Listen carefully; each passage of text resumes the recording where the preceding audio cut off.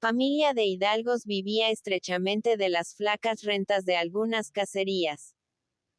Nobleza agrícola que hacía remontar sus blasones a los tiempos casi fabulosos de Vizcaya, a Jaun Sur y el Cid Vascongado, y que, aturdida por la escandalosa fortuna del hijo del gabarrero, había accedido a emparentar con él. Sánchez Morueta, casi al día siguiente de la boda, había continuado su vida de agitación, de viajes y de encierros en el escritorio. La mujer, de una belleza rubia, áspera y dura, fruncía el entrecejo ante los dos ancianos que vegetaban tímidamente en la casa, como si fuesen unos criados distinguidos. Y vivía sola, repartiendo su tiempo entre las iglesias y las visitas a las principales familias de Bilbao. La satisfacción de anonadarlas con su lujo, el goce de provocar la envidia de las amigas con su riqueza, eran las únicas dulzuras que encontraba en el matrimonio. Después, cuando Aresti estaba próximo a terminar su carrera, ocurrió la muerte del señor Juan. El viejo se fue del mundo asustado de la fortuna de su hijo, creyéndole loco, presagiando un desquite terrible de la mala suerte, repitiendo tenazmente que aquello no podía durar.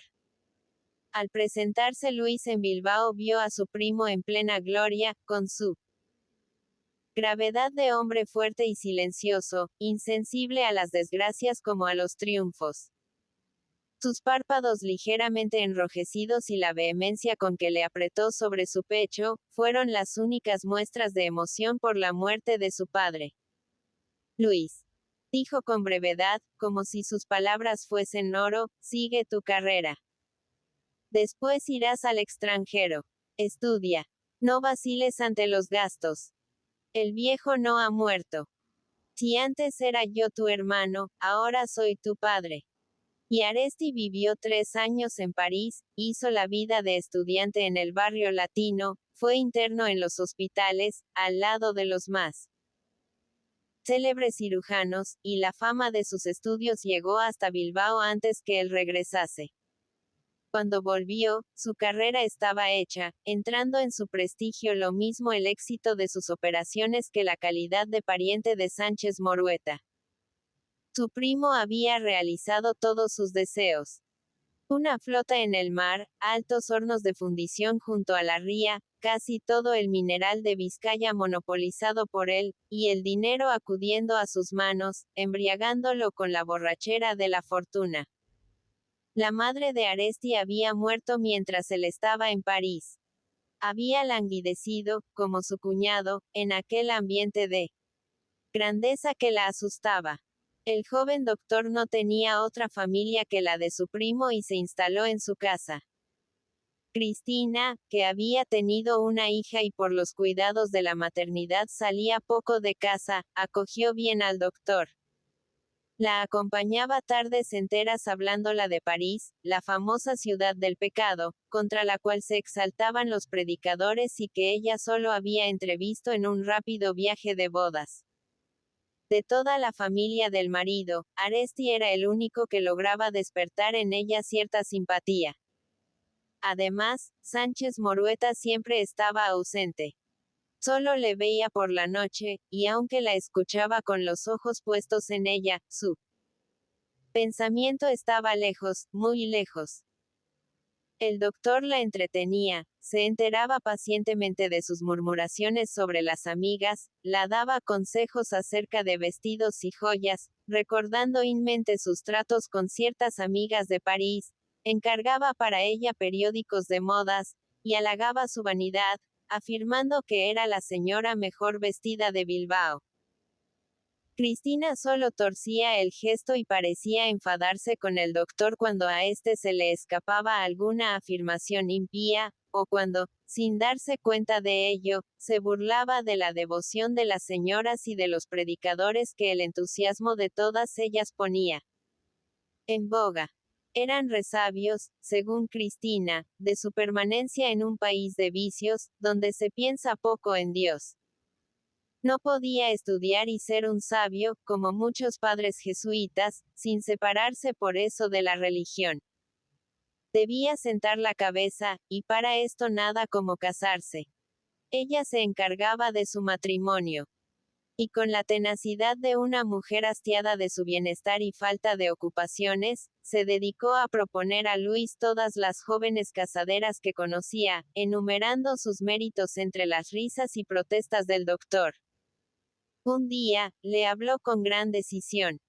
Ninguna le convenía como la pequeña de Lisamendi. La mamá era viuda, con 2 hijas. Familia muy cristiana, emparentada con Cristina y de lo mejorcito de Vizcaya. Eran ricas, aunque mejor se habían visto en otros tiempos. El padre había gastado mucho en la guerra, arruinándose por la buena causa, como todas las familias decentes del país. Y Cristina daba a entender en su gesto la diferencia inabordable que aún existía para ella, entre la aristocracia antigua, defensora de la tradición, y aquella otra recién formada e hija de la fortuna, a la cual se había dignado descender. Aresti se vio asediado por su parienta. La pequeña de Lisamendi no le parecía mal. La mamá aceptaba, sonriendo, el plan de Cristina, y el doctor encontraba a las de Lisamendi con una frecuencia alarmante en el salón de su casa. Al fin acabó por ceder a los reiterados consejos de su prima, que parecían apoyados por el silencio y la mirada tranquila de Sánchez Morueta. Si había de casarse, no era mala proporción la de Lisamendi. Él había soñado algunas veces con la tranquila existencia de familia, con una vida dedicada al estudio y al ejercicio de la profesión, encontrando, al volver a casa, una boca sonriente que le besase, unos brazos que vinieran a sorprenderlo con repentina caricia, mientras reflexionaba inclinado sobre un libro. Bien veía el que Antonieta Lisamendi era una joven insignificante, educada, como la mayoría de las niñas de su clase, con una instrucción de monja, sin más horizonte que el chismorreo de las tertulias y las visitas diarias a la iglesia. Pero él despertaría aquella alma. Él la formaría a su imagen y semejanza. Infeliz doctor. Al recordar este período de su pasado, Aresti sonreía amargamente, burlándose de su optimismo. Cambiar él a su mujer. Transformarla. Él era quien había estado próximo a anularse, a desaparecer aplastado. En el engranaje lento y monótono de esa vida gris de las almas muertas. Se casaron, y Aresti se trasladó a la casa de su mujer. La madre no quería separarse de la hija. Además, la familia, como ella decía, necesitaba un hombre para mayor respeto. El joven médico creyó de buena fe que estaba enamorado de su esposa.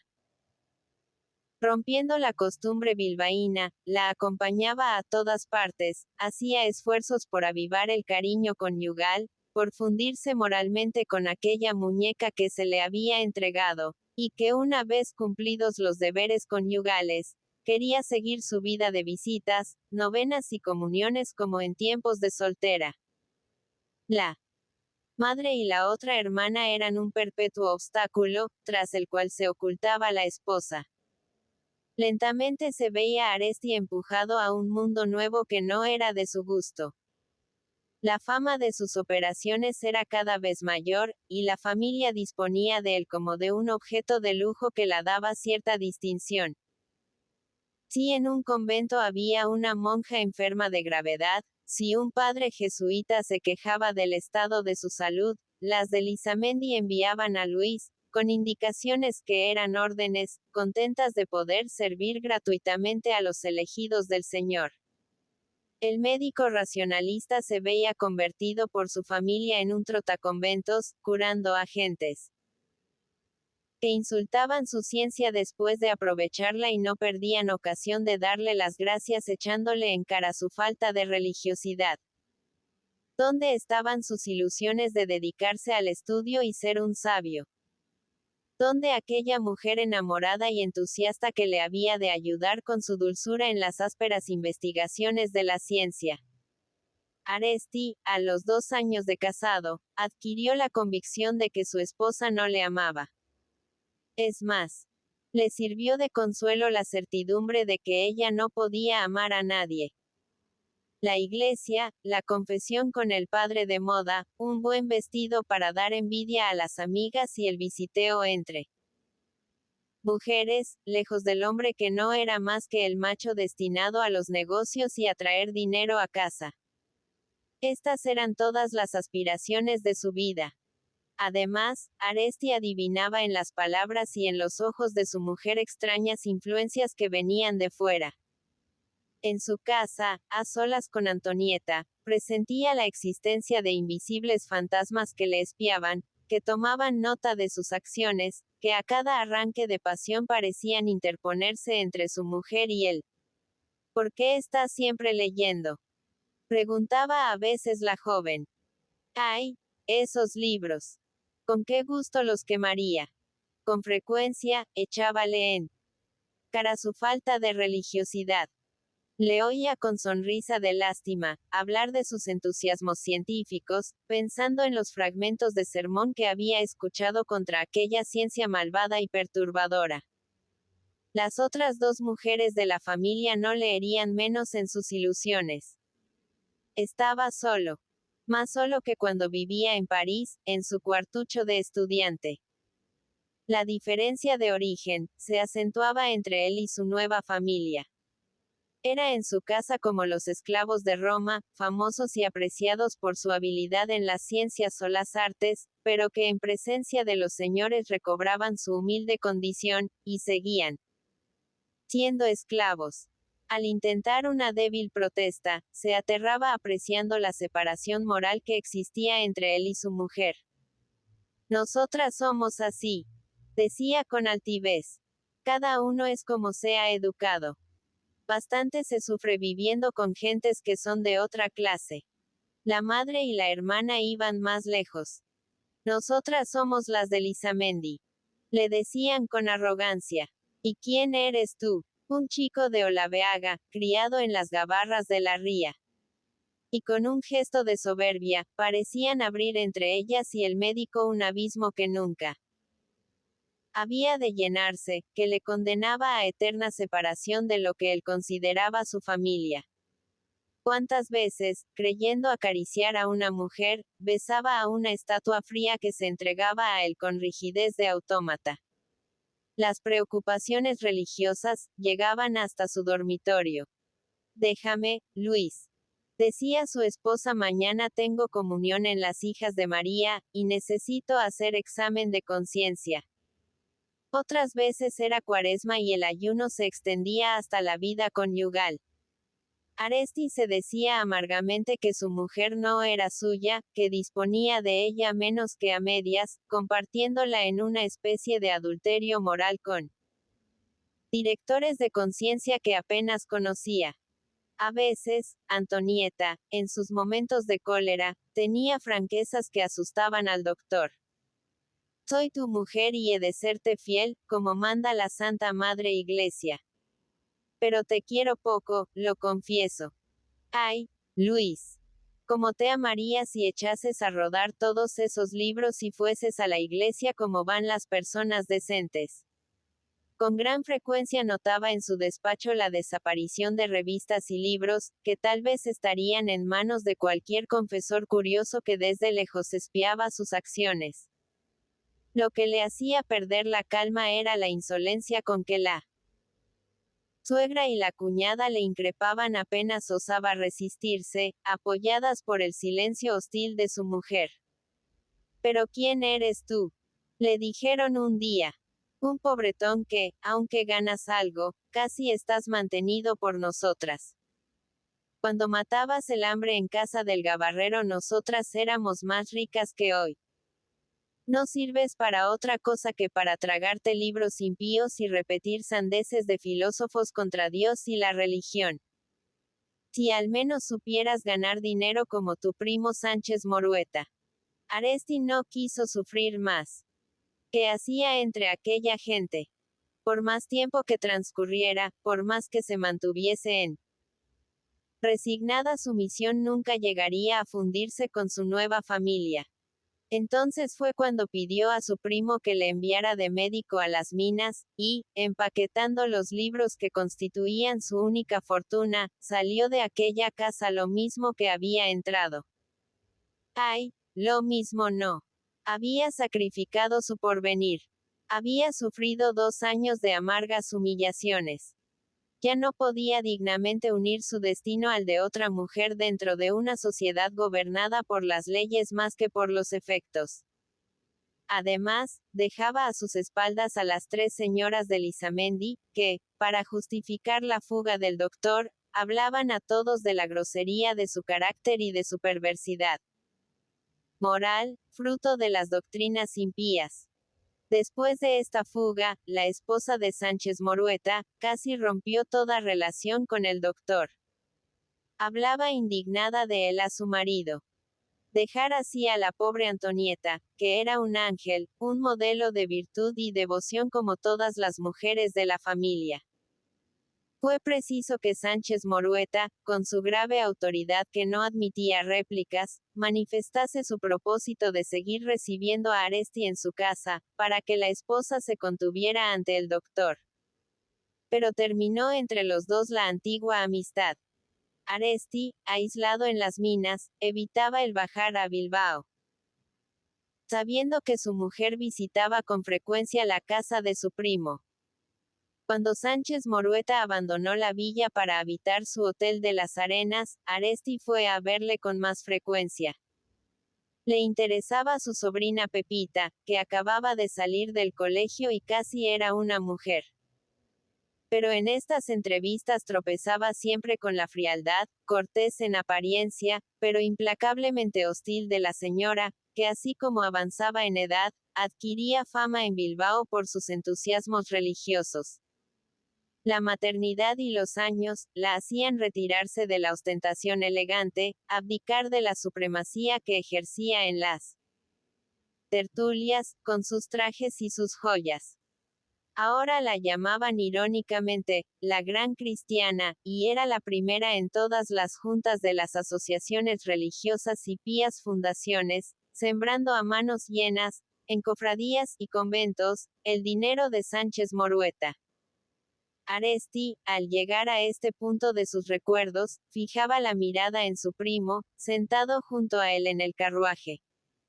¡Ay! Aquel tampoco era dichoso. La suerte le esperaba todos los días a la puerta de su casa, para acompañarlo por el mundo, pero no le seguía hasta el interior de su hogar.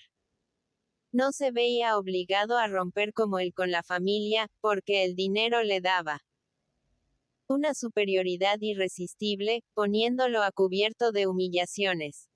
Porque con un puñado de su riqueza, esparcida sin regatear, lograba entretener diariamente al enemigo, con el que estaba obligado a hacer vida común. Pero se sentía solo. Se notaba la amargura del aislamiento en su gesto ensimismado y triste, en la alegría momentánea que experimentaba al ver a su primo, el único que lograba ablandar su carácter huraño, excitando sus confidencias. El carruaje había dejado atrás la dársena de Axpe, llena de vapores que esperaban turno para la carga. De buques sin flete que dormían en las aguas muertas. Era el hospital de los barcos, según palabras de Iriondo. En medio de aquel pueblo flotante, estaban los yates de los ricos de Bilbao, blancos y ligeros como juguetes, con la cubierta entoldada para resguardar los dorados y las maderas preciosas de las cámaras.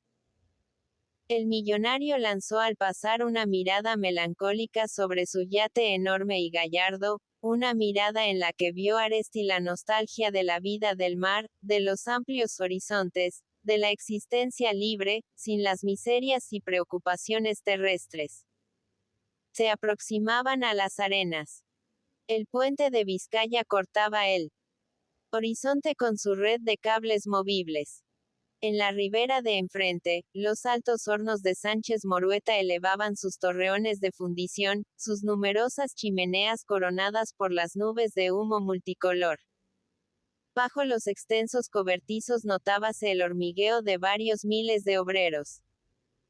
Llegaban arrollados por el viento los estrépitos de la industria, el martilleo poderoso, los resoplidos de las máquinas, el mugido de los convertidores del acero que lanzaban por encima de las techumbres su chorro de chispas y escorias. Aresti admiraba esta grandeza industrial. Todo era obra de su primo. ¡Qué hermoso!, exclamó dando con el codo al millonario y mostrándole sus fundiciones. Y pensar que de pequeño has correteado entre los chicos de Olaveaga. Debes estar satisfecho de tu obra. ¿Hay alguien más feliz que tú? Sánchez Morueta miró un instante a su primo, con inquietud, como si temiera que se burlase. Después añadió con voz lenta. Sí, no estoy descontento de la suerte. Todos hemos prosperado, Luis. A mí me rodea la felicidad. Pero es por fuera. En todo lo que se ve. Ahora, por dentro. Por dentro cada uno sabe lo que lleva. 3 fue una comida íntima, la que dio Sánchez Morueta por ser sus días. No estaban en el comedor otras señoras que la esposa del millonario y su hija. Los convidados eran todos de la casa, empleados como el capitán Iriondo, el secretario Goicochea y Fernando Sanabria, el ingeniero director de los Altos Hornos, o parientes de la familia como el doctor Aresti y Fermín Urquiola. Este Urquiola visitaba con frecuencia la casa, por ser sobrino lejano de la señora, aunque Sánchez Morueta no mostraba por él gran simpatía.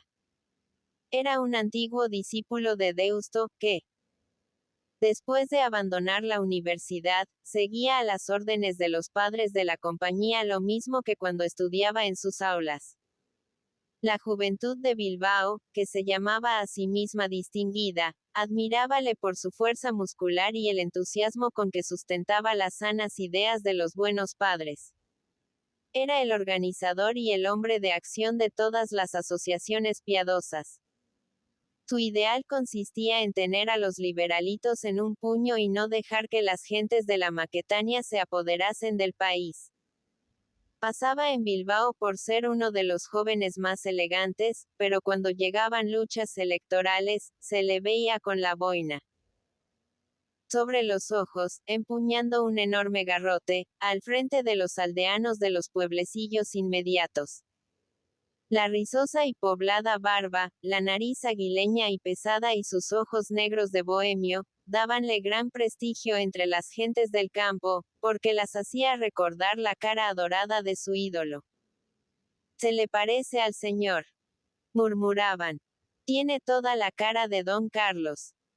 Y a Urquiola, impulsivo y brutal, que hablaba de beber sangre por la más leve ofensa, le satisfacía que los partidarios, por exceso de entusiasmo, relacionasen su nacimiento con los veleidosos amoríos del fugitivo rey de las montañas. Su familia, arruinada por la guerra, apenas si le había dejado una renta exigua para vivir, y Urquiola se ayudaba buscando la protección de las familias más linajudas de Bilbao, que veían en él un acabado ejemplar de la juventud sana educada en Deusto.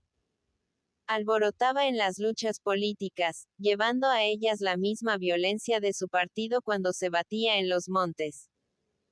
Por las noches mezclábase en los escándalos de ciertas casas del barrio de San Francisco, donde ejercía alguna superioridad sobre las infelices mercenarias de sus cuerpos, por el prestigio de su nombre y la leyenda sobre su nacimiento que le convertía casi en un príncipe. Los amigos tenían fe en su porvenir. Los padres de Deusto le protegían, sonriendo benévolamente ante lo que llamaban sus calaveradas. Era exceso de vida. Ya le casarían ventajosamente y sería un modelo de caballeros cristinos. Sánchez Morueta le veía en su casa con disgusto, pero no osaba manifestarlo claramente por consideración a doña Cristina, que parecía orgullosa de su sobrino. Este animal viene indudablemente por Pepita, decía Aresti, a quien interesaba Urquiola como un ejemplar raro de egoísmo y brutalidad. Y se fijaba en su sobrina, la cual, a pesar de las insinuaciones de la madre, mostraba más inclinación por Sanabria, el ingeniero de los altos hornos, que por aquel pariente cuya petulancia y descaro parecían intimidarla. Gustaba la joven de saber por el todo cuanto pudiera molestar a sus amigas. Urquiola la enteraba de todas las fiestas que proyectaban los padres de la compañía para entretener y conservar bajo su dominio a una sociedad ociosa y opulenta. Pero una vez agotados estos temas, la joven se alejaba de él y permanecía silenciosa, como abroquelada por la instintiva repulsión que parecía inspirarle él. Famoso discípulo de Deusto. Aresti veía en su sobrina la niña rica de las familias de su tierra. Educada primero por las monjas y dirigida después por el confesor hasta en los hechos más pequeños de su existencia. Con la voluntad adormecida, y considerando como un pecado, el más leve intento de iniciativa propia. El doctor reconocía que no era gran cosa como mujer. La alegría de la juventud en los ojos, los cabellos rubios de su madre, y una esbeltez de muchacha sana en la que todos los encantos femeniles están aún recogidos, como en capullo, sin la majestad exuberante de la forma definitiva. A través de su belleza en agraz, adivinábase el esqueleto fuerte y anguloso del padre. En sus manos largas, algo grandes para sus brazos delicados, había mucho de Sánchez Morueta. Era la primera evolución de la estirpe hacia el afinamiento de la ociosidad y el bienestar, guardando aún los signos de su origen. Iba cargada de joyas, con la suntuosidad de una aristocracia recién creada que se consume en medio de su lujo, falta de fiestas para lucirlo y siente el ansia de adornarse para pregonar su riqueza y herir la envidia ajena. La hija de Sánchez Morueta era tan admirada como su padre, cuando iba a Bilbao a oír misa en la iglesia de los jesuitas o asistía por las tardes a las conferencias de las hijas de María. Los jóvenes salidos de Deusto hablaban con fruición de ella y de los millones del padre. ¡Qué magnífico bocado! Y cada uno acariciaba la posibilidad de que le tocase la lotería del matrimonio, en un país donde casi nadie se casa por amor y las uniones entre ricos son negocios vulgares convenidos por las familias con la ayuda y buen consejo de algún padre jesuita. La comida deslizábase placenteramente. Todos sentían la dulzura del bienestar, la satisfacción de la vida, en aquel comedor, al que daban, el roble tallado y el cuero oscuro de las paredes, una impresión de suntuosidad discreta y señorial. Las grandes piezas del servicio lucían su brillo mate de plata vieja y sólida, trabajada a martillo. Por las vidrieras de las ventanas pasaban y repasaban, mecidas por el viento, las verdes copas de los árboles del jardín. La mesa era servida por criadas jóvenes, de rizados y blancos delantales. Sus caras, sanas y rojas como melocotones, daban una impresión de perfume primaveral semejante al de las flores que adornaban la mesa. Aresti estaba sentado al lado de su prima. Hacía mucho tiempo que no la había visto tan amable. Ni la más leve alusión a las de Lisamendi.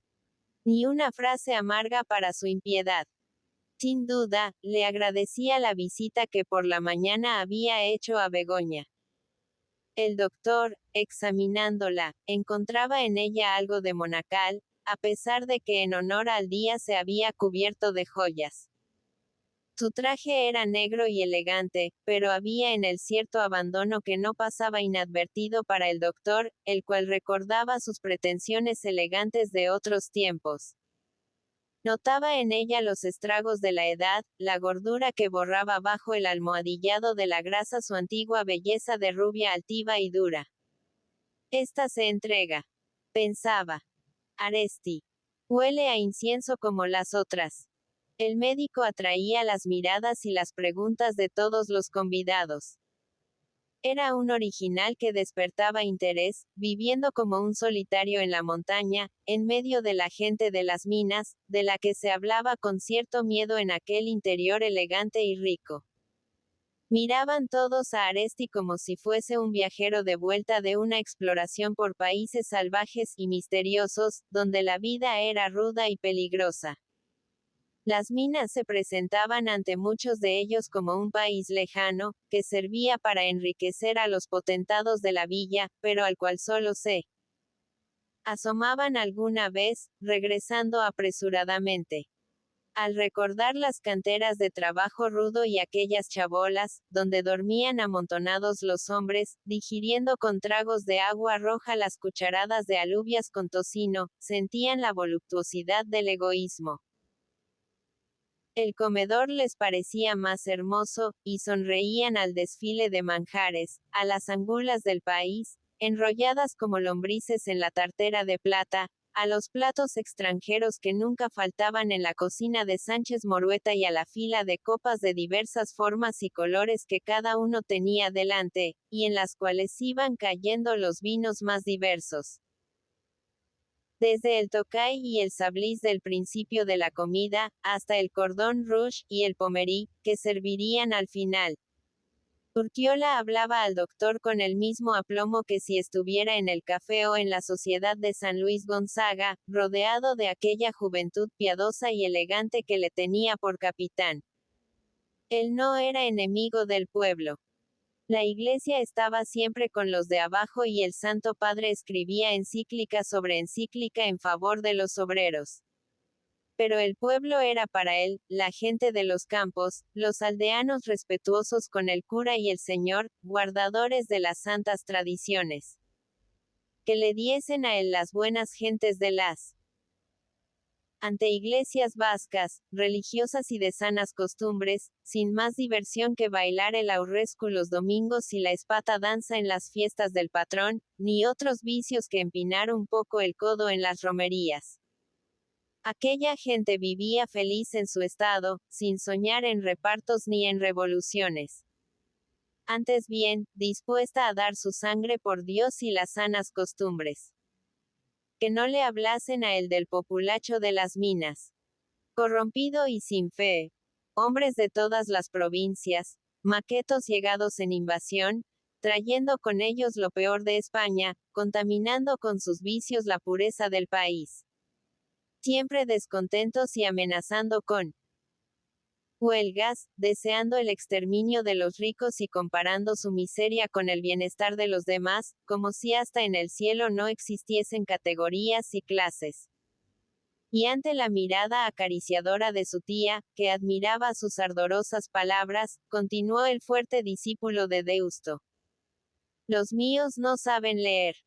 No saben nada de libertad, derechos y demás zarandajas, y por esto son felices. Esa gentuza de las minas, que casi todos los domingos tiene sus mítins, vive desesperada y ansía bajar un día a Bilbao para robarnos, sin saber que la recibiremos a tiros. Aresti volvióse hacia su primo, que comía silencioso, lanzando alguna que otra mirada al sobrino de su mujer. ¿Qué te parece, Pepe, cómo piensan estos jóvenes? Y encarándose con Urquiola, le dijo con una timidez irónica, dando a entender su deseo de rehuir discusiones con él. Pues esa pillería venida de España. Ese rebaño maqueto y pecador, es el que trabaja y da prosperidad a Bilbao. Ellos destrozan su cuerpo en las minas, ellos dan el mineral, y sin mineral ¿qué sería de esta tierra? Los buenos, los del país, no hacemos más que vigilar su trabajo y aprovecharnos del privilegio de haber nacido aquí antes que ellos llegasen. Son como los negros, que en otros tiempos eran llevados a América para mantener a los blancos. Vienen empujados por la miseria, y ya que no podemos agradecer su sacrificio con el látigo, les pagamos con malas palabras. Urquiola encabritábase ante las palabras desdeñosas del doctor. Abominaba de aquella gente perdida, incapaz de regeneración. La prueba era que no ahorraban, que no hacían el menor esfuerzo por salir de su estado. El ahorro, exclamó Aresti. Ahorrar y enriquecerse, teniendo unos cuantos reales de jornal, y viviendo rodeados de gentes de su misma clase que les explotan en el alimento y en la casa. Eso no, intervino Sánchez Morueta, con autoridad. Ya sabes, Luis, que no estoy conforme con tus ideas. El obrero español es víctima de la imprevisión. En otros países es distinto. El trabajador se forma un pequeño capital para la vejez. En otros países ocurre lo que aquí. Y lo que hace que el obrero moderno sea rebelde y se entregue a la lucha de clase, es la convicción de que, por más que ahorre sacrificando sus necesidades, no saldrá de su miseria. Los progresos le han cerrado el camino. En los tiempos de trabajo rudimentario, de industria doméstica, aún podía soñar con hacerse patrono. Podía con sus ahorros adquirir los útiles necesarios y convertir su casa en un pequeño taller. Pero ahora, Pepe, por mucho que hay un obrero tuyo, amasando céntimo sobre céntimo, llegará a ser accionista de tus fundiciones. Podrá adquirir un pedazo de las minas, con todo el material necesario para la explotación. Eso está bien, arguyó Urquiola con acento triunfante. Este doctor dice a veces cosas muy oportunas. Lo que demuestra que los antiguos tiempos eran los buenos y que, para tranquilidad de todos, hay que volver a la época en que no había progreso y los hombres vivían tranquilos. Sánchez Morueta miró al joven con unos ojos que alarmaron a doña Cristina, haciéndola temer por su sobrino. Eso es una majadería, dijo con calmosa gravedad. Eso solo puede decirse a la salida de Deusto. Suprimir el progreso porque trae algunas complicaciones. Y aquel hombre siempre silencioso, habló lentamente, pero con gran energía. Era un admirador religioso del capital. Aresti conocía su entusiasmo frío y firme por el dinero, que, puesto en movimiento por los descubrimientos industriales, había revolucionado el mundo. El millonario era a modo de un poeta del capital, y sacudiendo su ensimismamiento, rompió en un himno a aquella fuerza casi sagrada, puesta en manos de contadísimos iniciados. Cierto, que el trabajo, que era un auxiliar indispensable, sufría crisis y miserias, pero por esto había que renegar del progreso, legítimo hijo del capitalismo industrial. La gran revolución moderna era obra de la religión del dinero, en la cual figuraba Sánchez Morueta como el más ferviente devoto. Utilizando los descubrimientos de la ciencia, había multiplicado los productos, y disminuido su valor, poniéndolos así al alcance de la mayoría, y facilitando su bienestar. El trabajador del presente gozaba de comodidades que no habían conocido los ricos de otros tiempos. El capital al servicio de la industria había civilizado territorios salvajes, había destruido fronteras históricas, estableciendo mercados en todo el globo. Él era quien surcaba las tierras vírgenes con los rails de los ferrocarriles, quien removía los mares para tender los cables telegráficos, quien ponía en comunicación los productos de uno y otro hemisferio, venciendo los rigores de la naturaleza y evitando las grandes hambres que habían hecho rugir a la humanidad en otros siglos. Los poderes históricos se achicaban y humillaban ante el capital. Los reyes de los pueblos, soberbios como semidioses sobre sus caballos de guerra, cubiertos de plumas y bordados y llevando tras ellos grandes ejércitos, tenían que mendigar en sus apuros a los capitalistas ocultos en sus escritorios. Detrás de los imperios victoriosos estaban ocultos los verdaderos amos, los que cambiaban la faz de la tierra, venciendo a la naturaleza para arrancarla sus tesoros. La gran república de los capitalistas, silenciosa, humilde en apariencia, y sin embargo, dueña de la suerte del mundo. Y lo que más entusiasmaba a Sánchez Morueta, en esta secta oculta de universal poderío, era que solo a la capacidad le estaba reservado entrar en ella. La jerarquía industrial no era como las dominaciones sacerdotales o guerreras del pasado, en las que se figuraba sin otro derecho que el nacimiento. El hijo del capitalista, falto de capacidad, era expulsado por los malos negocios, y un nuevo individuo, aprovechando los residuos de su desgracia, venía a iniciarse en la poderosa secta. ¿Dónde encontrar una institución tan grande y poderosa y a la par tan democrática y modesta? Y había locos que pedían la muerte o la modificación de una fuerza que había transformado la tierra. Aresti protestó. Él reconocía las grandezas del régimen capitalista, las ventajas sociales que había reportado a la humanidad con el auxilio del trabajo. El capital encontraba remunerados con creces sus servicios. Pero el trabajo veía recompensados igualmente sus esfuerzos. No se encontraba hoy en el mismo estado de miseria que al iniciarse a principios del siglo XIX la gran revolución industrial. Eso es un error, Luis, dijo el millonario. El trabajo está mejor que nunca. La prueba es que en todo el mundo baja considerablemente el interés del capital, mientras sube con las huelgas y las reclamaciones obreras el tipo de los jornales. Pa, dijo el doctor con gesto de desprecio. El aumento de unos reales en el jornal. Remedios del momento. Cataplasmas que de nada sirven al enfermo, pues al poco tiempo se restablece el fatal equilibrio, aumentándose el precio de los productos, y el trabajador, con más dinero en la mano, se ve tan necesitado como antes. Son cambios de postura, creyendo engañar con ellos a la enfermedad. Al trabajador de nada le sirve la limosna de un aumento en el jornal. Ya sabes que en esto no nos entenderemos nunca. Lo que necesita es justicia. Ocupar el sitio que le corresponde, ser dueño de lo que produce. Las palabras de los dos hombres resonaban en el silencio del comedor. Todos callaban, no osando interrumpirles. Urquiola era el único que sonreía con aire de suficiencia, como si poseyera el secreto de aquella cuestión. Doña Cristina, temiendo que la polémica acabase por turbar la placidez de la comida, intervino, preguntando a Aresti por sus amigos de Gallarta. Pepita apoyó a su madre. La gustaba conocer las excentricidades de aquellos contratistas que no sabían en qué emplear su riqueza.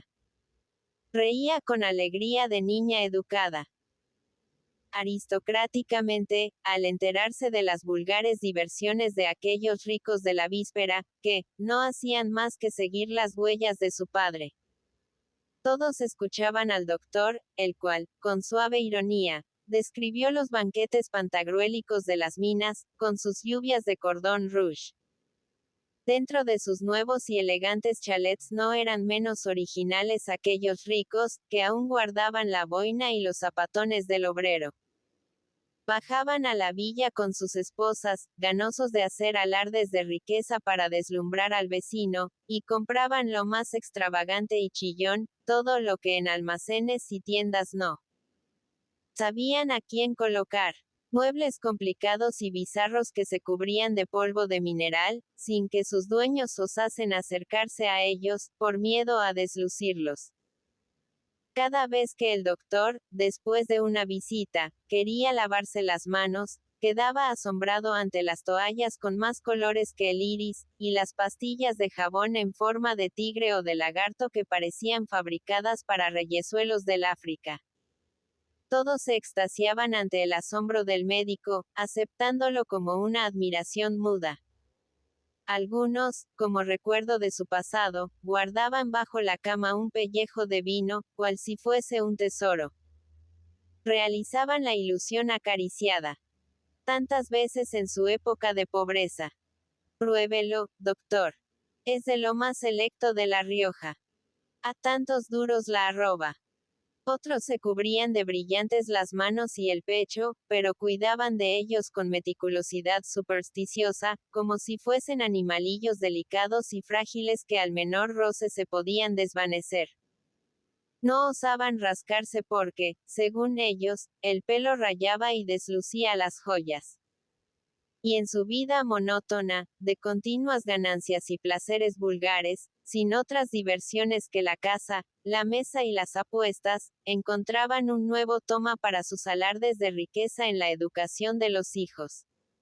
Los enviaban al extranjero con la esperanza de que sobrepujasen a los señores de la villa. Los padres los querían ingenieros, como los ingleses que venían a explotar las minas. Las madres los soñaban elegantes, y de cuerpo delicado, como los señoritos que hacían la parada en la acera del Boulevard del Arenal. Unos enviaban sus hijos a Francia, otros a Suiza. El vecino de más allá, guiado por el deseo de excitar la envidia del compañero, empaquetaba a su descendiente para Inglaterra. Alguno llegaba hasta Alemania, y todos volvían de allá revolucionando las minas con sus cuellos y corbatas, haciéndose admirar por los trajes, y asombrando a sus madres con la costumbre del top, del baño diario, del duchazo a cada momento, lo que escandalizaba a unas gentes que en su juventud dormían vestidas.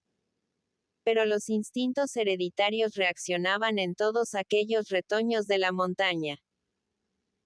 Resucitaba en ellos el gusto a la antigua vida y poco a poco abandonaban los trajes exóticos, agarraban la escopeta y volvían, como sus padres, a las comilonas, a la casa y hablar de ganancias de miles de duros, acordándose de su educación extranjera como de un sueño. La apuesta era la pasión más vehemente, el placer más vivo de los ricos encerrados en la montaña. Las pruebas de bueyes y los desafíos de barrenadores hacían que se cruzasen enormes cantidades. Era el culto a la fuerza, la adoración a la brutalidad, con todos los encantos del juego de azar. Tenían en las minas mozos hábiles en el manejo del barreno que gozaban entre ellos el mismo prestigio que un gran torero o un pelotari famoso.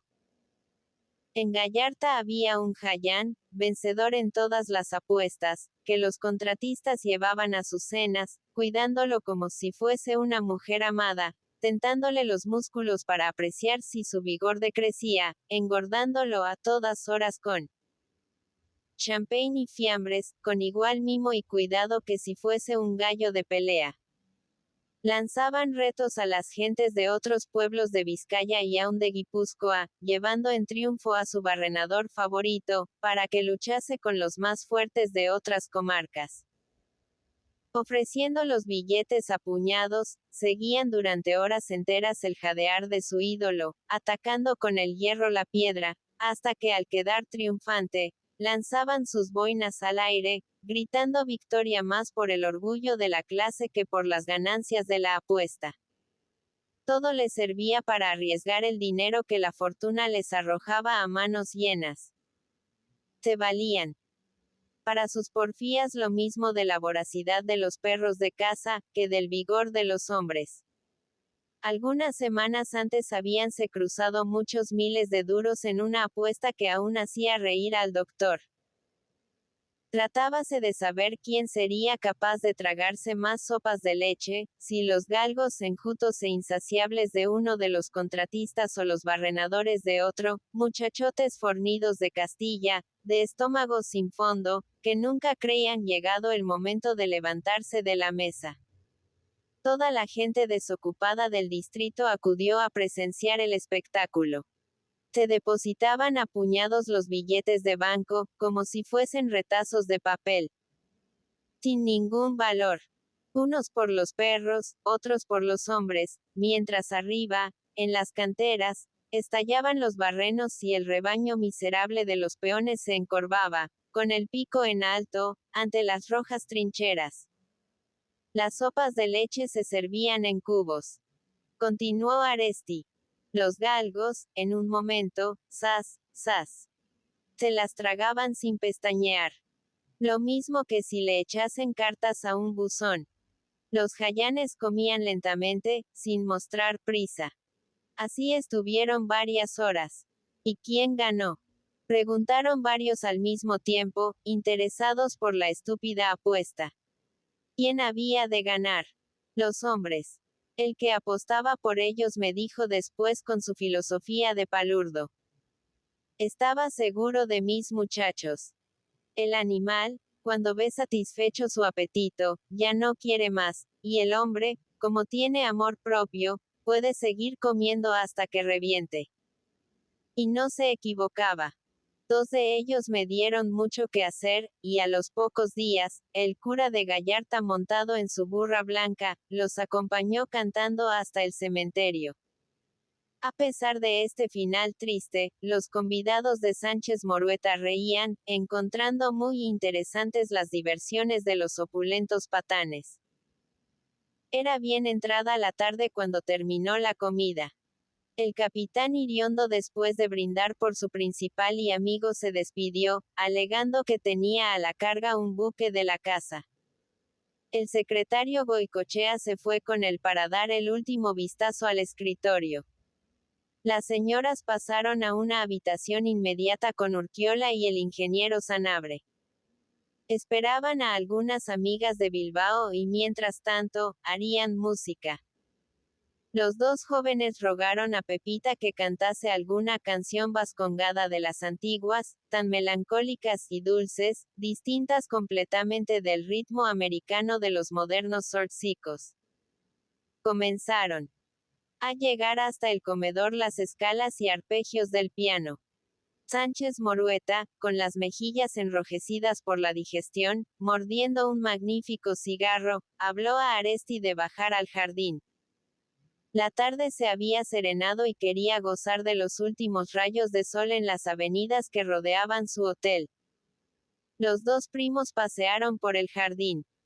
Llegaba hasta ellos el movimiento invisible de la ría, el ruido de los tranvías al otro lado de las planchas de hierro que cubrían las verjas. El millonario mostraba su satisfacción al verse solo con el médico, el único amigo que le inspiraba confianza, y como prueba de cariño le echó sobre un hombro una de sus manazas. Era la primera vez en todo el día, que estaba a sus anchas, lejos de los negocios, terminado aquel banquete con gentes ante las cuales se mostraba abstraído y silencioso.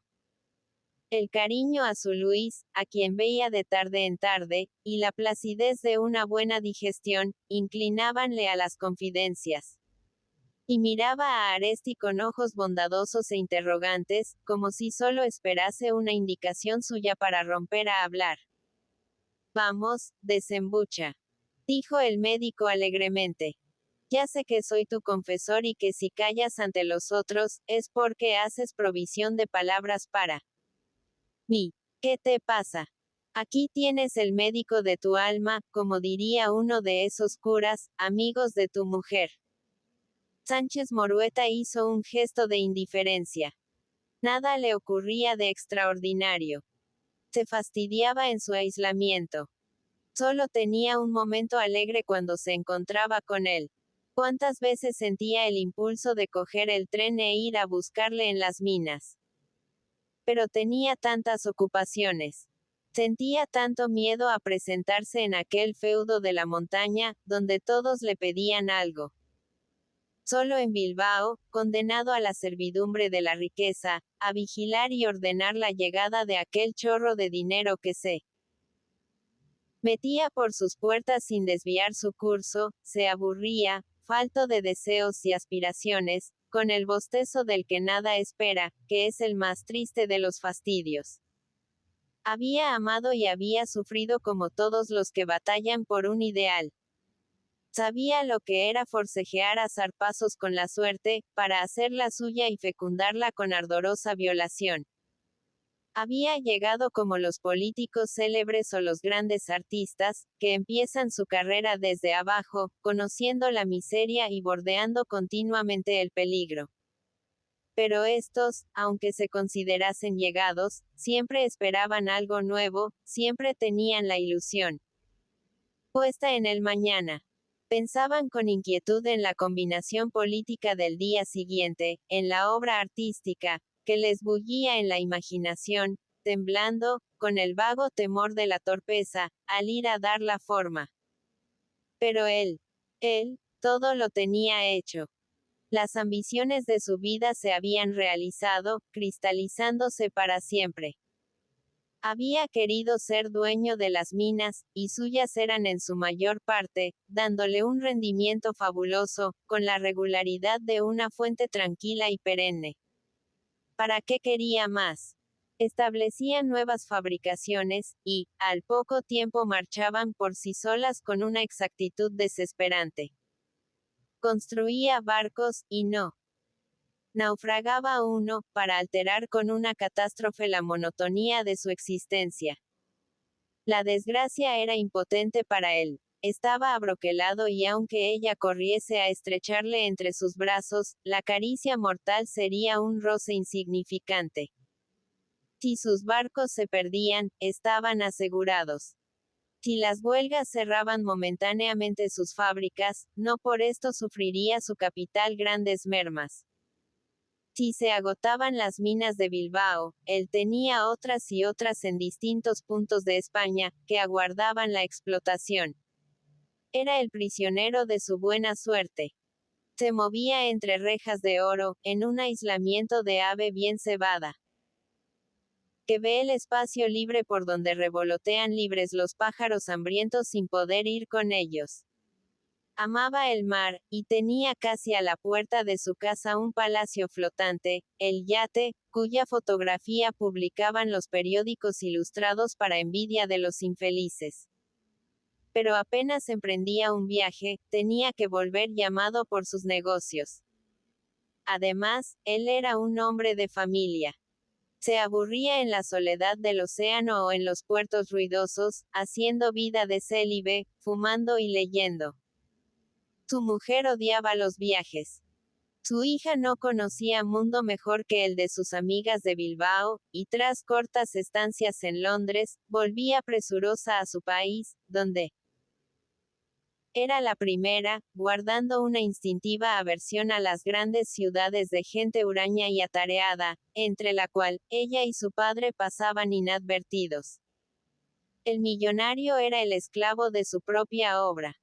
Había levantado con brazos de titán, en torno de él, la alta torre de su fortuna, y ahora se debatía encerrado en ella, sin encontrar espacio para tenderse y descansar.